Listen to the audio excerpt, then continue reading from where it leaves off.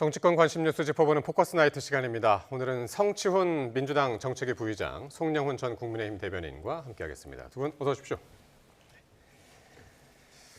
자, 캄보디아 당국에 구금된 한국인 60여 명이 정부가 보낸 전세기를 타고 내일 토요일 아침 우리나라로 송환이 됩니다. 위성락 국가안보실장 이야기로는 이들 모두가 범죄 혐의가 있는 피의자라고 했는데 돌아오면은 바로 체포가 되는 겁니까? 먼저 돌아오기 전에 대한민국의 전세기를 탑승하는 순간부터 기내에서 체포영장이 집행될 걸로 봅니다. 네. 일반적으로 이제 대한민국 국적의 선박이나 항공기는 우리나라 국외에 있어도 대한민국의 주권이 미치는 것으로 통상 보거든요. 그러면은 그 항공기 안에서 지금 체포영장을 집행할 준비를 하고 지금 100명이 넘는 경찰관이 비행기를 타고 지금 캄보디아에 가고 있는 것으로 알고 있습니다. 그래서 탑승 즉시 체포영장을 집행하고 국내에 이제 도착하면은 아마 수사기관으로 옮겨져서 조사를 거친 다음에 구속영장 청구까지 갈 것으로 보이고 지금 내일 아침에 송환되는 이 한국인들은 캄보디아에서 구치소에 있는 분들입니다. 그렇기 때문에 일정한 범죄 혐의가 확인이 되었으니까 캄보디아에서도 지금 구치소에 있는 상태겠죠. 그러면은 우리나라에 돌아온 뒤에도 조사를 거쳐서 구속영장이 청구되면 일단 대부분 구속될 가능성이 높아 보입니다. 그러니까 범죄 단지 내에서 지금 뭐 활동을 하던 사람들을 구해내는 게 아니라 구치소에 있는 사람들을 이제 불러오는 방식. 그렇습니다. 캄보디아에서는 지금 이제 그거를 이제 추방이라고 표현하고 했었죠? 있죠. 그렇습니다. 지금 캄보디아에 있는 한국인은 크게 보면 4가지 유형으로 볼 수 있습니다. 첫 번째는 구치소 안에 구금되어 있는 분들, 두 번째는 이민 관련 시설에 구금되어 있는 분들, 세 번째는 그 범죄 조직에 붙잡혀 있는 분들, 네 번째는 소재가 파악되지 않은 분들입니다. 지금 내일 전세기를 타고 귀국하는 것은 첫 번째 유형의 국민들인데 문제는 이제 세 번째, 네 번째 유형에 있는 국민들을 어떻게 안전하게 돌아오시게 할 것이냐, 이것이 지금 정부에게 주어진 매우 중요한 과제다라고 말씀드릴 수 있겠습니다. 그렇군요. 지금 캄보디아 현지에서는 우리 YTN 기자들이 취재를 하고 있는데 그 기자들 이야기에 따르면 범죄단지 사무실에서 일하고 있는 한국인 3명 중에서 2명은 지금 폭행으로 다리를 절고 있었다. 그런 증언도 이제 들었다고 하던데 케이스마다 다르겠지만은 상당수의 그곳 한국인 그 범죄단지 내에 있는 한국인들 피해자이자 범죄자인 좀 이중적 상황으로 보이는데. 그렇게 보일 여지가 충분히 있죠. 왜냐하면 감금당했던 피해자들의 증언에 따르면 고문을 시켜서 아프게 한 다음에 또 회복을 시킨 다음에 또 일을 시키는 경우도 분명히 있었다라는 증언들이 나왔거든요.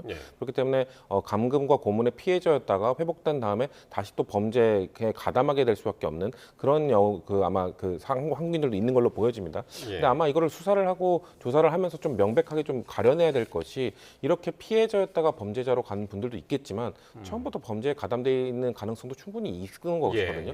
왜냐하면은 지금 이 대규모 스캠 범죄에 있어서 한국인들이 필요한 상황입니다. 왜냐하면 누군가를 유인하고 한국인들을 캄보디아까지 데려가고 또 때로는 거기서 이제 범죄 돈을 한국에서 세탁하는 역할을 하는 거에 한국인에게 맡기는 경우도 있다고 지금 밝혀지고 있기 때문에 그런 사람들이 과연 지금 다리를 절고 있는 사람들, 다리를 절고 있다는 건 아무래도 감금, 고문의 피해자일 가능성이 높긴 합니다만 아마도 지금 이 소환되는 60명 중에 나도 원래 피해자였다고 주장하는 거짓말을 하는 사람도 분명히 있을 수 있거든요.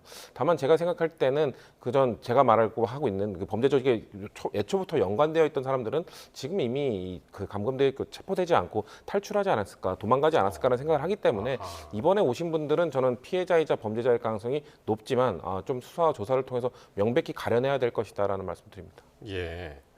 그러면은 나는 거기서 피해자였다. 폭행을 당하고 감금당했었다. 그렇게 하면은 뭐 좀 감형이 됩니까? 어떻게 됩니까? 그렇게 주장을 하는 피의자들이 많이 있겠지만 지금 최근에 법원의 사례들을 보면은 그런 주장들이 그렇게 유의미하게 참작이 되지 않는 것으로 보입니다. 징역 5년, 6년, 7년 이렇게 선고된 사례들이 있다고 하거든요. 그리고 실제로 이 범죄 혐의들이 대단히 중합니다. 캄보디아까지 한국인들을 유인해서 상당한 규모의 범죄 피해를 야기하고 있지 않습니까? 대부분은 장기간 감금이 되거나 또 심지어는 뭐 신체나 생명에 위해를 입기도 하고 또 재산상의 피해도 매우 중하게 발생하고 있기 때문에 법원이 그 피해를 굉장히 무겁게 보고 있고 특히나 이것이 매우 조직적으로 이루어지는 형태의 범죄이기 때문에 범죄단체 조직죄까지 적용될 가능성도 있어 보입니다. 이른바 범단이라고 하죠. 그러면은 내 자의에 반해서 가담했다라고 하는 주장은 정상 참작으로서 받아들여지기는 상당히 쉽지 않을 것으로 보여집니다. 알겠습니다. 자, 지금요, 정부 합동 대응팀이 캄보디아 현지에서 브리핑을 진행 중인데요. 5시간 뒤인 한국인 64명이 전 세계를 타고 송환이 된다. 5시간 뒤라고 했으니까요. 지금 10시가 조금 넘은 상황이고 새벽 시간에 우리 전 세계를 타고 송환이 된다 하는 것은 이제 국내에 도착한다는 이야기 같은데 정확하게 조금 더 긴 속보가 들어오면은 자세한 내용을 알 수 있겠습니다만은 일단은 정부 합동 대응팀의 김진아 단장 외교 1차관이죠. 5시간 뒤에 한국인 64명이 전 세계를 타고 국내로 송환된다라는 소식 지금 막 들어왔습니다. 좀 더 자세한 소식 들어오면 또 전해드리도록 하겠습니다. 네, 마침 오늘 국회에서요, 이 경찰청을 대상으로 국정감사가 진행이 됐는데 경찰의 부실 대응이 도마에 올랐습니다. 행정안전위원회 여야 위원들 발언 들어보시겠습니다. 이 캄보디아가 수사의 블랙홀입니다. 지금 수사가 안 되죠. 실제로 이 캄보디아 ODA 지원 사업이 23년 1,805억 원에서 작년에 4,353억으로 들었어요. 호구도 이런 호구가 없어요. 엄청난 지원 원조를 해주면서 수사협조도 못 받는데 말이 됩니까? 무책임하잖아요. 2년 3년씩 이 많은 퇴직 경찰관들 돈 관리해가지고 보좌회계 해줘야 되는데 전문가 하나 없이 2년 3년 이게 말이 돼요. 그리고 경찰 정원이 필요하다든지 여러 가지 건의사항이 있었을 텐데 그것이 왜 반영되지 않고 있다가 이제 와서 이 난리를 치는지. 네, 일단 오늘 국감에서 여야가 경찰의 부실 대응을 이제 지적을 했고요. 유재성 경찰청장 직무대행은 경찰이 사전에 철저히 준비하지 못한 점 안타깝게 생각한다면서 대응 미흡을 인정했습니다. 그동안 우리 경찰하고 외교부 대응 어떻게 평가를 하시나요? 매우 미흡했죠. 왜냐하면 캄보디아에서의 이런 한국인들의 감금, 납치 이 신고가 23년 이전만 하더라도 한두 건이었거든요, 1년에. 근데 23년에 17건, 그리고 작년에 갑자기 220건, 그리고 올해 8월까지 330건입니다. 그러면은 23년부터 조짐이 좀 보였던 거고 24년에는 220건이면 이건 국가적 문제로 비화될 수 있고 좀 더 강하게 대처를 했었어야 되는 것이거든요. 근데 경찰청장 입장은 이겁니다. 캄보디아에 지금 주재 협력관 3명이 나가 있는데 경찰이 3명을 늘려달라고 요청했는데 23년, 24년 둘 다 거절당했다. 정부가 안 해줬다. 그게 답니까? 이거 경찰의 입장에서는 이게 사태가 심각하다. 경찰을 2명 늘려달라는 게 받아들여지지 않았으면은 사태의 심각성을 국민들이나 정부가 좀 더 강하게 알리고 아니면 정치권에 알리는 방식으로 어떻게든 대처를 했었어야 되는 건데 그런 거에 대한 책임 주체를 뭔가 책임 소재를 자유로울 수 없다는 말씀을 드리고 외교부도 마찬가지입니다. 아까 전에 저희 당의 그 건칠승 의원이 지적을 했는데 캄보디아 ODA 사업이 대규모로 갑자기 확장이 됐거든요. 근데 이건 또 사실 지금 통일교와의 그 연관성, 건진법사의 연관성 여기서도 김건희 여사 이름이 나오는데요. 통일교의 수건 사업 중에 캄보디아 ODA 사업이 있었기 때문에 그것 때문에 지금 캄보디아에 대한 ODA가 갑자기 수천억으로 늘어난 것 아니냐는 지금 의혹이 있습니다. 실제 그 타당성 검사를 해야 되는 수출입은행에서도 자기들이 타당성 검사 제대로 안 했다고 자백까지 했기 때문에 이건 수사로 좀 더 들여다봐야 되는 문제지만 어쨌거나 외교부 입장에서는 그렇게까지 ODA 사업을 열심히 해줬다면 그거에 대해서는 수사협조나 이런 것들을 충분히 받을 명분이 됨에도 불구하고 경찰의 책임뿐만 아니라 이 외교부도 왜 방관하고 있었냐는 거죠. 그렇기 때문에 이 책임에서는 사실 뭐 경찰청, 뭐 외교부 사실 저는 정치권의 책임도 매우 크다고 보는데 어쨌거나 그래도 담당 부처들의 책임이 이번 국정감사에서 저렇게 우리는 할 만큼 했는데 뭐 미흡했다 정도로 모면할 수 있는 정도의 이 사건인가 좀 그렇게 보지는 않습니다. ODA, 그러니까 이제 공적개발 원조 그 금액이 2년 전에 한 1,000억 원대에서 작년에 보니까 한 4천억 원대로 많이 늘긴 했더군요. 작년에 많이 늘어난 것은 객관적인 사실인데요. 역설적인 것은 지금 민주당 국회의원은 저렇게 공적 개발 원조가 작년에 캄보디아에 대해서 크게 늘어난 것을 국정감사에서 질타하고 있지만 정작 이재명 정부에서 지금 행정부는 ODA를 kam보디아에 대해서 그대로 집행해야 된다는 입장입니다. 오늘 조간신문에 널리 보도가 됐어요. 그러면은 이게 우리 국민 입장에서는 재외 국민의 생명과 안전을 보호하기 위해서 그 ODA 집행이라도 우리가 적극적으로 일종의 협상 레버리지로 활용해야 되는 것이 아닌가 이런 생각이 들기 마련이거든요. 그런데 과거 정부에서 ODA가 늘어난 것은 질타하면서 막상 정부에서는 그대로 집행하자고 합니다. 제가 봤을 때는 이 부분에 대해서는 늘어난 것에 대해서 질타만 할 것이 아니라 캄보디아 정부를 움직일 수 있는 수단으로 우리가 적극적으로 외교적 활용을 해야 됩니다. 왜냐하면 지금 뭐 캄보디아 관광협회에서도 굉장히 적반하장식의 발언을 하고 캄보디아 정부가 소극적인 태도를 보여왔는데 돈을 끊는 것이야말로 캄보디아 정부로서는 움직일 만한 요소가 됩니다. 예. 단기적으로 외교 관계에 다소 후퇴를 감수하더라도 일단 우리 국민의 생명과 안전을 지키는 것이 더 급선무이기 때문에 지금은 그 자금 집행을 유예하거나 축소하거나 중단할 수 있다는 것을 시사해서라도 캄보디아 정부를 움직여서 협력을 이끌어내는 것이 중요하다고 생각합니다. 예. 예. 조금 전에 속보로 전해드렸습니다. 정부 합동대응팀의 현지 브리핑을 잠깐 전해드렸는데 계속해서 조금씩 더 이제 내용이 들어오고 있는데요. 먼저 김진아 단장이 5시간 뒤에 한국인 64명이 전 세계를 타고 송환이 된다라는 소식 막 전해드렸었고, 그리고 캄보디아 당국의 재입국에 대해서 장기간 금지 조치를 검토할 것을 요청을 했다라는 소식이 있었고요. 그리고 한국과 캄보디아 합동 대응 TF를 공식화하기로 합의를 했다는 소식도 들어왔고, 양국 경찰관 수사 과정에서 정보와 증거를 공유하기로 했다라는 소식도 있고요. 그리고 전국 범죄단지 수색 및 한국인 발견 시 구조를 지시했다. 그러니까 양국의 경찰관이 이제 서로 협조를 해서 수사도 하고 한국인을 발견할 경우에는 이제 구조도 하고 이제 그런 방식을 협의를 했다라는 소식 들어왔고, 한국과 캄보디아가 20일 오전에 프놈펜에서 시신 공동 부검을 하기로 했다. 그곳에서 숨진 우리 한국인 대학생과 관련해서인 것 같은데요. 20일 오전에 수도 프놈펜에서 시신을 공동 부검하기로 했다는 소식까지 지금 들어왔습니다. 네. 계속해서 우리 국내 국감, 경찰청을 상대로 한 국감 소식 전해드리겠습니다.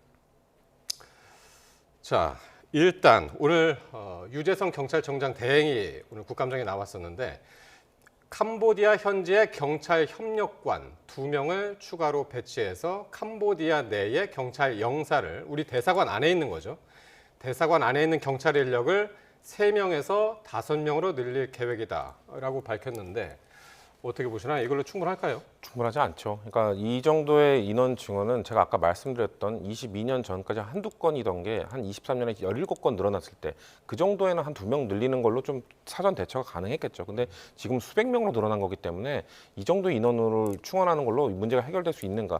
저는 그렇다고 해서 인원을 무제한으로 늘릴 수도 없는 것이기 때문에 그래서 저희 당에서는 최근에 그 캄보디아에서 직접 구출을 해온 박찬대 의원 같은 분이 이제 영사조력법 같은 거를 발의를 했습니다. 이게 뭐냐면 지금의 이 외국에 있는 대사관들이 사실상 이 뭐 인력과 예산의 한계가 있기 때문에 사실 뭔가 이렇게 나와 있는 그 국민들의 한국인들에 대해서 안내 역할 이 정도의 수준에서 못 벗어나고 있거든요. 캄보디아에서도 마찬가지입니다. 실제 신고가 들어오고 뭔가 문제가 있다고 발생이 됐을 때 그때서야 대사관에서 좀 조사를 나설 수 있는 상황이거든요. 근데 영사조력법 같은 거를 통과시키게 되면은 뭔가 그 신고가 들어오지 않더라도 인지를 했을 때 수사를 할 수 있고 수사를 하는 과정에서도 국내 이 수사기관과 연계를 할 수 있는 협력을 받을 수 있는 지원을 받을 수 있는 그런 법안이거든요. 이런 것들이 좀 함께 이루어져야 단순히 숫자 2명 늘린다고 문제가 해결되는 것이 아니라 시스템적으로 어떻게 대사관이 이런 문제가 발생했을 때 경찰관 그 주재하고 있는 경찰관들과 협력해서 어떻게 문제를 해결할 수 있는 그 방법을 찾는 것이 전 더 중요하다고 생각하기 때문에 2명을 늘리는 거는 그냥 하나의 수단일 뿐이지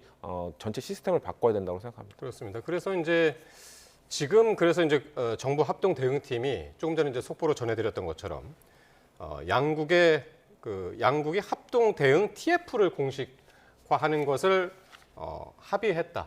그리고 이제 경찰 수사도 공조하기로 합의했고 한국인을 발견하면 발견 시 구조를 하는 것을 또 이제 합의를 했다고 그러는데 어떻게 보시나요? 이런 대응. 일단 그런 합의라도 이루어진 것은 불행 중 다행이긴 한데요. 사후 약방문의 성격이 좀 있다고 봅니다. 왜냐하면 앞서 지금 유재성 경찰청장 대행도 캄보디아 내의 경찰 영사를 뭐 늘리겠다 이런 이야기를 했는데요. 어제 오늘 우리 언론에 그 캄보디아의 웬치 중에 태자단지 현지 르포가 대거 보도되지 않았습니까? 보면은 적어도 5천 명 정도 수용할 수 있다는 건물이 텅텅 비어 있습니다. 적이 없다고 해요. 그리고 그 범죄 단체는 이미 캄보디아를 벗어나고 있습니다. 뭐 필리핀이나 뭐 베트남이나 이런 곳으로 나간다는 관측들이 계속 보도가 되고 있죠. 즉 캄보디아에 이제 대대적으로 단속이 들이닥치게 생겼으니 풍선 효과로 제3국으로 가는 겁니다. 그러면은 캄보디아의 뭐 영사 인력을 늘리든 또 경찰 협력관을 늘리든 결국엔 다른 공관에서 또 인력이 부족하면 똑같은 문제가 또 생깁니다. 그러면 총체적으로 우리가 적어도 이 동남아시아 지역에서 재외국민을 어떻게 보호할 것인가를 초점에 놓고 영사 인력, 뭐 경찰 인력 종합적으로 보강할 수 있는 계획을 세워야 되고요. 그다음에 지금 외사에 관해서 우리나라가 검찰이나 경찰이나 모두 그동안에 인력이 계속 줄어왔습니다. 문재인 정부에서는 서울중앙지검 외사부를 형사부로 전환을 하고 인천지검과 부산지검의 외사부는 형사부를 겸하게 했거든요. 그리고 또 윤석열 정부에서는 경찰 외사국도 폐지하지 않았습니까? 이런 것들이 모두 다 대한민국이 굉장히 로컬한 시각을 갖고 있어서 이렇게 된 겁니다. 이번 사태를 계기로 앞으로도 대한민국이 우리 국민을 보호하기 위해서 국제적인 수사 공조를 해야 될 일은 자주 있을 것이라고 전제를 하고 외사 기능을 좀 대폭 다시 회복할 필요가 있다고 봅니다. 일단은 뭐 캄보디아에 구금됐던 우리 한국인들이 토요일 아침이면 이제 돌아오겠지만은 앞으로 해결해야 할 과제들이 상당히 이제 많이 남은 것은 사실입니다. 자, 이 태양광 업체 주식 투자로 해서 1억 원대 차익을 거뒀다는 의혹이 불거지면서 이 민중기 특검을 둘러싼 논란이 확산이 되고 있습니다. 국민의힘은 강하게 비판을 했는데 장동혁 대표의 발언 먼저 들어보겠습니다. 민중기 특검의 위선과 불법이 만천하에 드러났습니다. 이재명 정권과 개딸들의 비호 아래 정의의 사도를 자처하던 민중기 특검의 진짜 모습은 법복 입은 도적 법비였습니다. 강압수사로 국민을 죽음으로 내모는 잔인함이었습니다. 국민의힘은 더 이상 좌시하지 않겠습니다. 즉각 고발 조치하겠습니다. 네, 상당히 강도 높게 비판을 했습니다. 자, 민중기 특별검사, 김건희 특검이라고 불리죠. 민중기 특별검사가 과거 태양광 업체 주식을 사고 팔면서 1억 원가량의 차익을 거뒀다는 의혹이 제기가 됐습니다. 이번 의혹이 어떤 건지 먼저 구체적으로 좀 설명을 좀 해주시죠. 일단 뭐 민주주의 특검이 과거에 주식 투자를 해서 수익을 거둔 게 뭐 문제가 될 리 없겠죠. 근데 그 업체가 문제인 겁니다. 그러니까 태양광 업체였는데 이 분식회계를 크게 한번 저지르면서 그러니까 상장 폐지된 기업이거든요. 근데 문제는 그 상장 폐지될 때의 시가총액이 거의 4천억 원에 달아 있고, 그러니까 코스닥 거의 상위 한 20위권에 있는 기업이었거든요. 그럼 어떻게 되냐? 일반 투자자들, 소액 투주들이 매우 큰 피해를 보게 되거든요. 그때 피해를 입은 사람이 7천 명이 넘고 1인당 피해액이 최대는 2,200만 원까지 될 정도로 상당히 많은 사람들이 피해를 본 사건이었습니다. 그렇기 때문에 그거에 대해서 그 기업에 대해서 근데 그 대표가 민주기 특검의 동문이라는 거죠. 그렇기 때문에 사전에 뭔가 정보를 얻고 이 사람은 그러니까 폐지되기 전에 매도를 해서 결국 차익을 거두고 나간 것이거든요. 그런 것들이 뭔가 사전 정보를 얻지 않았냐, 불법적인 수익을 거둔 것 아니냐는 비판이 지금 있는 건데 아직까지는 어디까지나 의혹이고요. 민중기 특검의 입장은 그러니까 본인의 입장은 나는 이거는 그 지인의 소개로 투자를 했던 것이고 팔 때도 증권사에서의 뭔가 권유로 이때 팔 때가 됐다고 해서 팔았던 것이다로 일단 입장을 밝혔습니다. 아직 추가적인 뭐 증거나 이런 것들이 나오지 않은 상황이기 때문에 일단은 이 피해자가 많은 업체였고 그 문제 있는 곳에 투자했다는 그것 자체가 지금 일단 의혹으로 문제가 되고 있는 걸로 보여집니다. 그러니까 그 업체 자체가 문제가 되기도 하는데 뭐 거래 방식의 문제도 있었겠습니다만은 업체가 이 민중기 특검이 김건희 씨를 상대로 해서 조사를 했던 그 업체라면서요? 그렇습니다. 이 회사 이름이 네오세미테크인데요. 김건희 씨는 그동안에 본인이 주식을 잘 모른다고 주장을 해왔습니다. 그래서 김건희 특검이 김건희 씨를 조사하는 과정에서 과거에 이 네오세미테크라고 하는 회사의 주식도 매매하지 않았느냐라고 해서 이제 입증을 보강하기 위해서 조사를 했던 겁니다. 그런데 민중기 특검이 정작 이 네오세미테크의 주식을 보유하고 있다가 매각을 하면서 1억 원 이상의 시세 차익을 거뒀다는 것이죠. 민중기 특검은 이 회사가 상장하기 전부터 비상장 주식으로 보유를 하고 있었습니다. 중요한 것은 매각 시점이에요. 이 네오세미테크는 코스닥에 상장될 때 어떻게 상장이 됐냐면 다른 회사와 합병을 해서 이른바 우회 상장을 했습니다. 일반적인 상장을 하면 상장 심사를 굉장히 까다롭게 받잖아요. 우회 상장에서 상장을 했고 그 상장된 시점이 2009년 10월입니다. 그런데 그 이듬해에 막바로 감사 의견 거절을 받았습니다.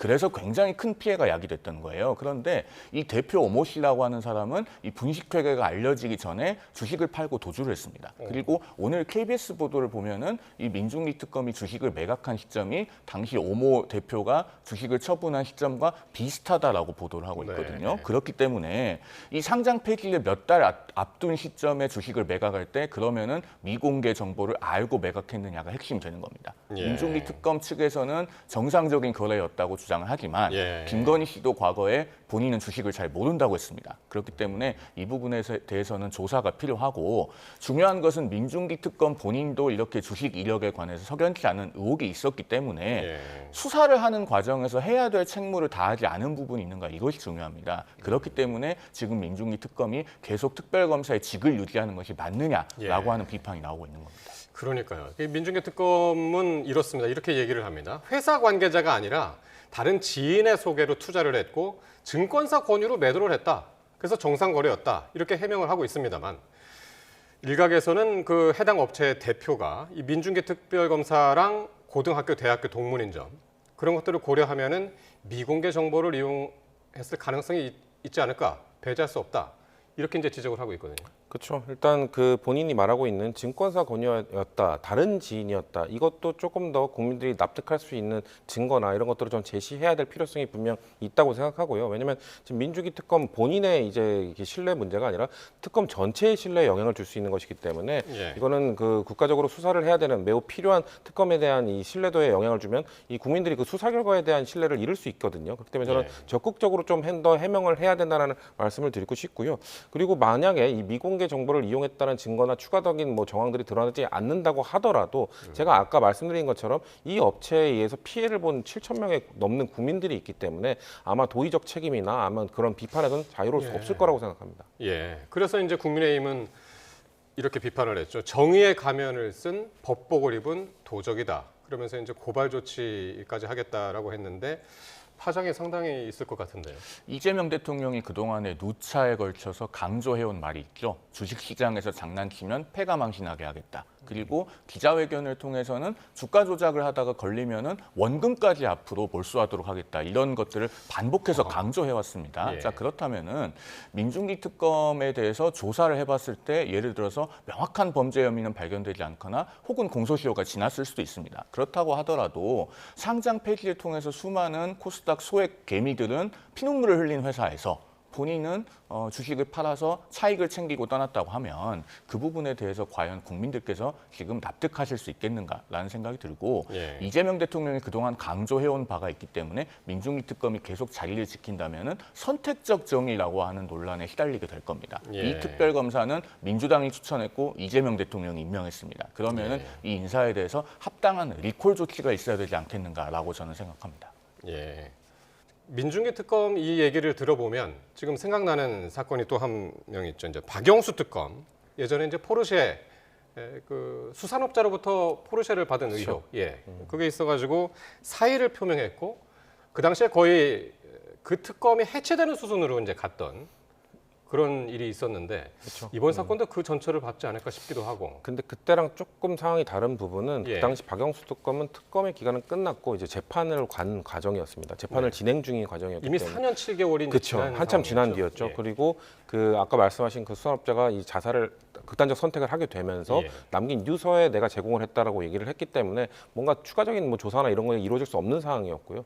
사회적 비판이 너무 강했기 때문에 사실상 이제 이 공소유지를 해야 되는 역할을 포기를 하면서 이제 특검에서 물러나게 된 거죠. 그렇기 때문에 지금은 사실 특검이 지금 진행 중이잖아요. 수사와 조사가 진행 중인 아주 가장 중요한 시기이기 때문에 이런 상황에서 지금 민주기 특검에 대해서 교체를 하는 것이 적절한가? 박영수 특검과 직접적 비교가 그래서 제가 힘들다고 말씀드리는 게 박영수 특검은 그게 다 끝난 다음에 재판을 하는 과정에서 드러난 것이기 때문에 지금 민주기 특검 자체 제가 아까 말씀드린 것처럼 민주기 특검이 좀 더 자세하게 적극적으로 해명해야 된다 말씀드린 이유가 예. 특검의 수사 자체는 매우 필요하고 중요한 일인데 이 특검 뭐 그 민중기 민중기 한 명의 이 책임 때문에 이게 전체가 흔들리면 안 되는 부분이거든요. 그렇기 때문에 지금 이 정도의 의혹에서 민중기 특검을 흔드는 것이 과연 괜찮은 것인가? 이거에 대한 판단도 박영수 특검과는 다르게 저는 판단할 부분이 분명히 있다는 것이죠. 예. 왜냐하면 특검의 기간은 제한적이고 한정되어 있기 때문에 이 상황에서 지금 수장을 교체하는 것이 우리가 국민들이 바라고 있는 실질적 진실에 다가가는 이 수사에 영향을 줄 수 있기 때문에 예. 이거에 대해서는 박영수 특검과 비교해서 좀 신중하게 접근할 필요가 저는 있다고 생각합니다. 근데 사실 이게 박영수 특검 같은 경우는 진짜 지금 말씀하신 대로 수사 기간이 훌쩍 지난 다음에 재판 진행 중인 상황에서 이제 드러났던 일이었고, 근데 이거 지금 오히려 이제 수사 중이라서 더 문제가 되지 않을까 싶기도 한데요. 그리고 지금 민중기 특검 같은 경우는요. 역대 특검 같았으면 이미 수사 기간이 종료되고도 남았을 만한 기간이 지났습니다.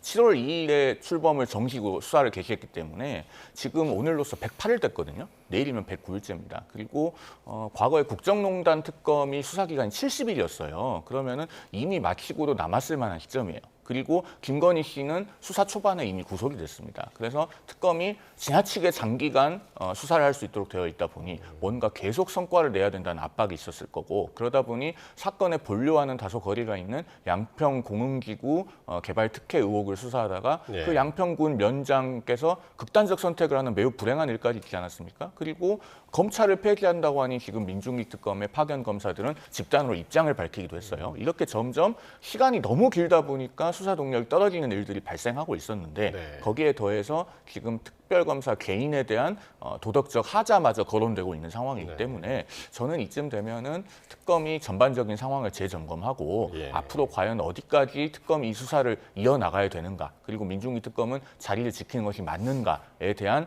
심각한 재검토와 논의가 있어야 된다고 생각합니다. 네.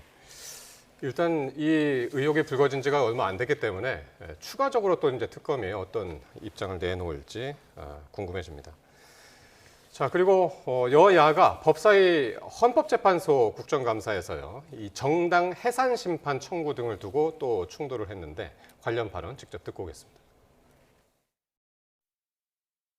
지금 내란 특검에서 지금 내란 행위 수사를 하고 있습니다.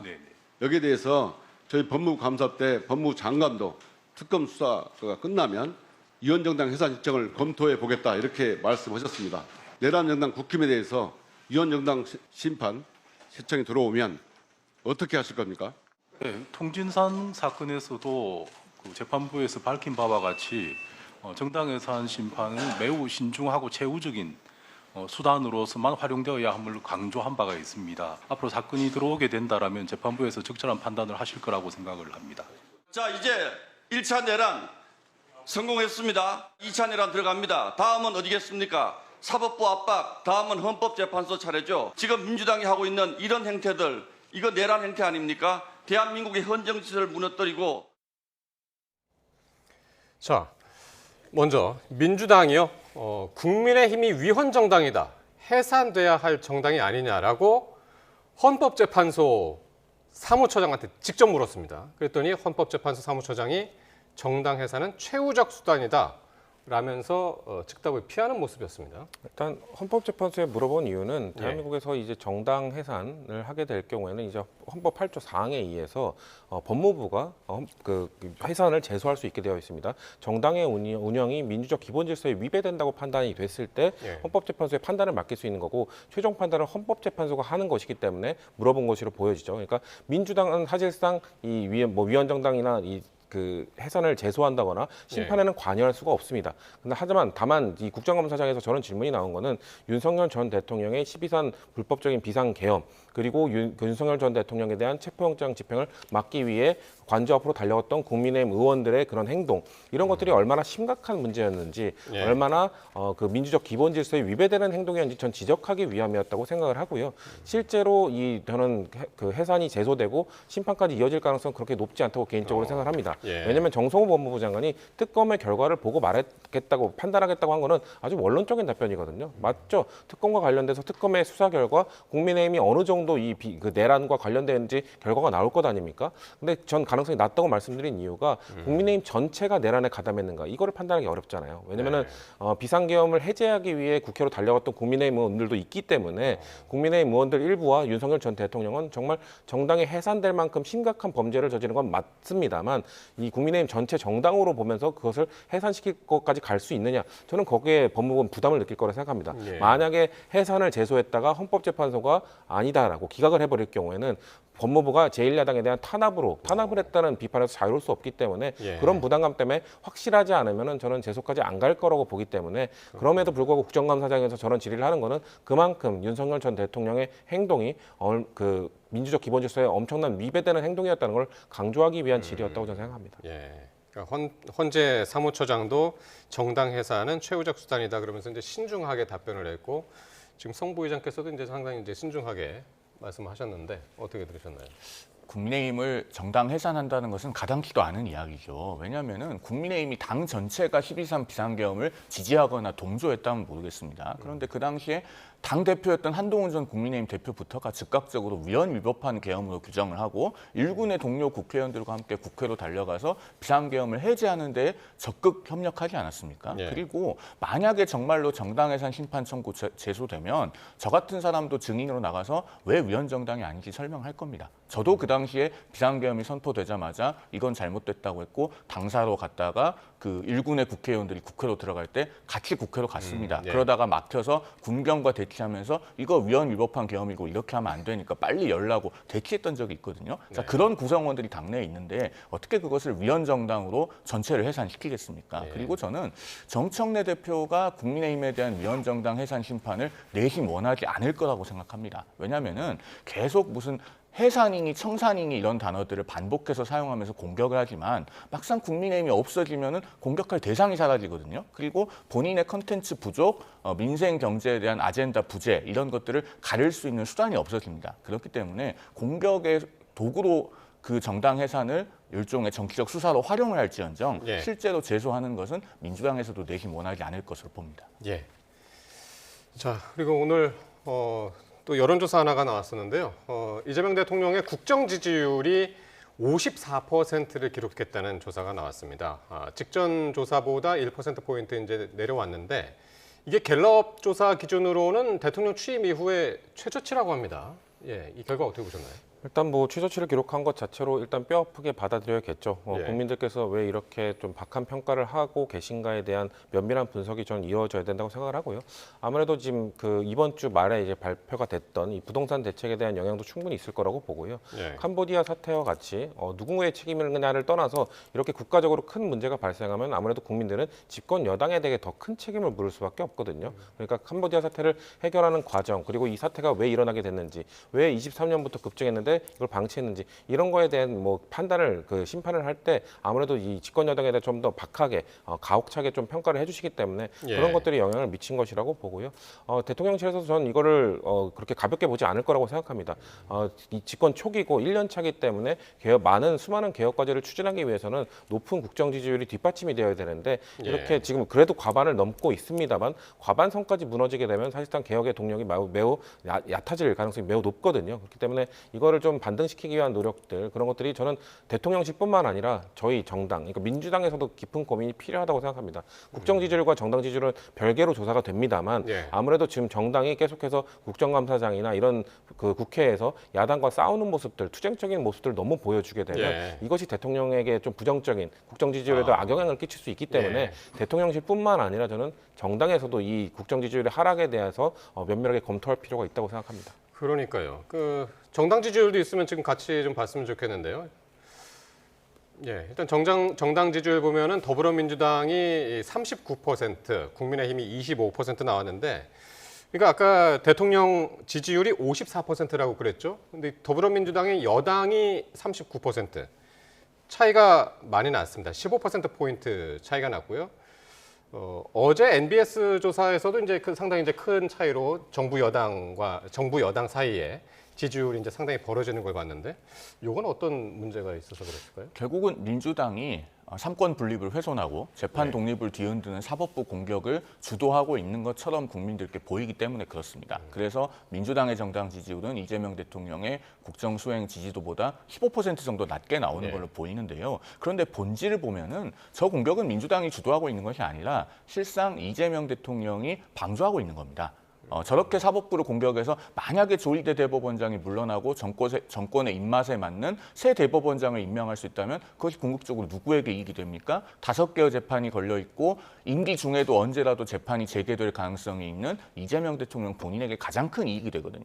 저렇게 헌법과 법률이 임기를 보장하고 있는 대법원장을 부당하게 공격하는 것은 해서는 안 된다라고 끊어줘야 될 책무가 이재명 대통령에게 있는 거예요. 우리 국민들께서 아마 그런 본질을 좀 더 직시하신다면은 앞으로 이재명 대통령의 국정 수행 지지도가 민주당에 가깝게 수렴될 가능성이 높다라고 보고 짧게만 덧붙이면은 이틀 전에 발표된 10.15 부동산 대책 나온 지가 이틀밖에 안 됐기 때문에 아직 저 조사에는 반영되었다고 보기가 어렵습니다. 전화 면접 조사는 정치 저관심층도 널리 포괄하기 때문에 조사에 반영되는데 시간이 많이 걸려요. ARS 조사보다. 그래서 오늘 본 대통령의 국정 수행 지지도는 저 부동산 정책에 대한 국민적인 부정적 평가가 반영이 되면 앞으로 상당 기간 동안 볼 수 있는 가장 높은 지지율일 가능성마저 있다. 저는 그렇게 봅니다. 왜냐하면은 서울의 아파트를 모든 시민들께 드릴 수는 없어도 모든 시민들이 서울에 노력하면 아파트를 가질 수 있다는 꿈은 꿀 수 있어야 됩니다. 그 꿈을 빼앗아간 부동산 대책이기 때문에 그렇습니다. 알겠습니다. 자, 다음 주에 또 이제 관련된 여론조사들이 이제 또 나올 테니까요. 어떻게 움직이는지 또 같이 지켜보겠습니다. 네, 지금까지 성치훈 더불어민주당 정책위 부의장, 송영훈 전 국민의힘 대변인과 함께했습니다. 고맙습니다.